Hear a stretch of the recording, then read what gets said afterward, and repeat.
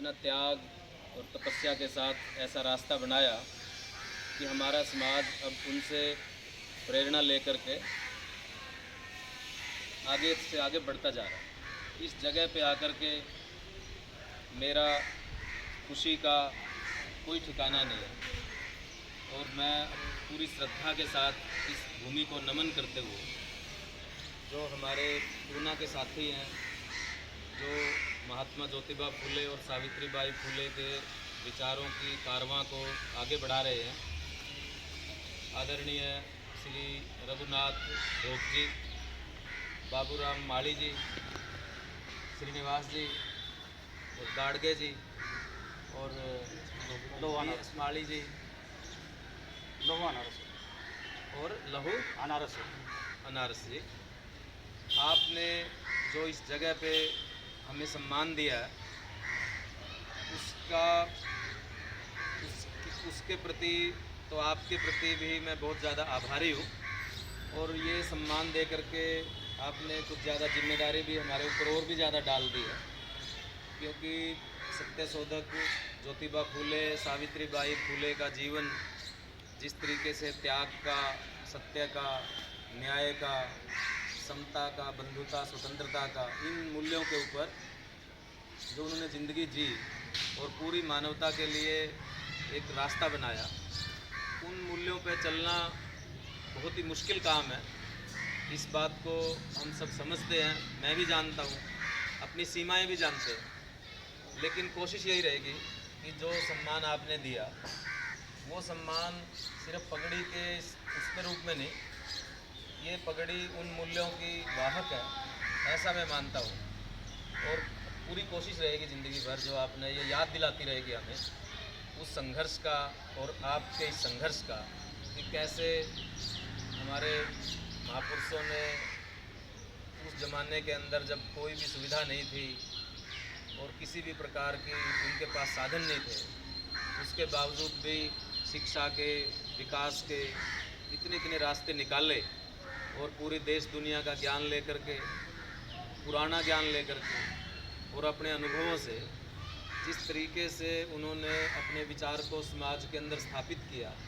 और उसके लिए जितने भी विरोधी शक्तियां थी, जो हज़ारों सालों के जिसके पास संसाधन थे, ज्ञान था, और उसी ज्ञान के अंदर जिस तरह की चालाकियां और चतुराइयां, उनकी भाषा के ऊपर सब चीज़ों में अधिकार था, उन सब बातों को समझते हुए हमें जिस ज्ञान का रास्ता दिखाया, उससे प्रेरणा लेते हुए कोशिश करेंगे कि उस रास्ते पे चला जाए, उस रास्ते से शिक्षा ली जाए और अपने आसपास के समाज में जो भी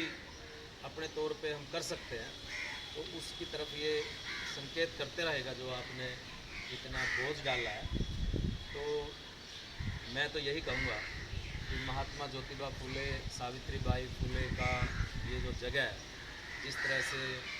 उन्होंने पूरी दुनिया के अंदर अब ये एक लाइट हाउस की तरह से काम कर रहा है, दूर दूर से लोग यहाँ पे अपनी भावनाएं प्रकट करने के लिए और अपने उनके संघर्षों को याद करने के लिए और अपना रास्ता आगे का बनाने के लिए यहाँ आते हैं सीख लेने के लिए। उसी भावना से मैं भी यहाँ आया था, लेकिन पूना के साथियों ने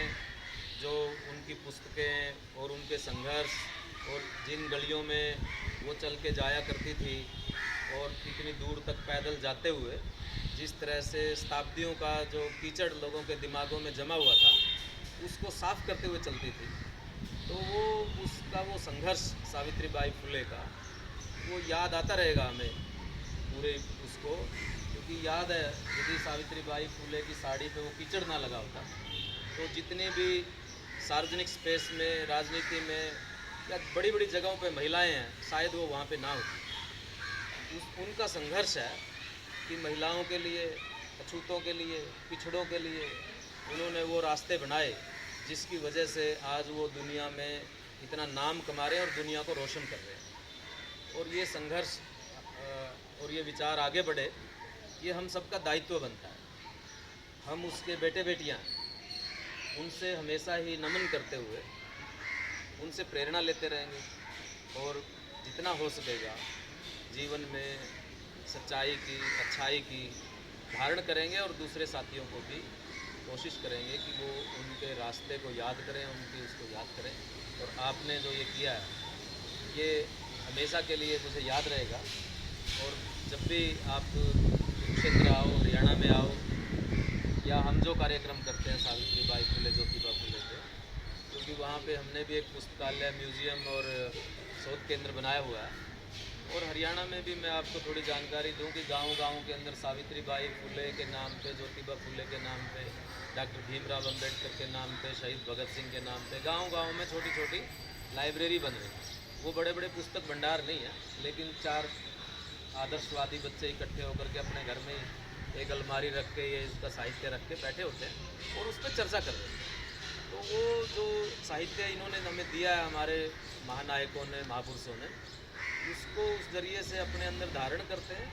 और आगे के समाज के लिए वो इस पूंजी को और ज़्यादा बढ़ा रहे हैं। तो एक बार फिर मैं आपका बहुत बहुत धन्यवाद करता हूँ कि आपने ये मान सम्मान दिया और इस जगह पे आने का और भी ज़्यादा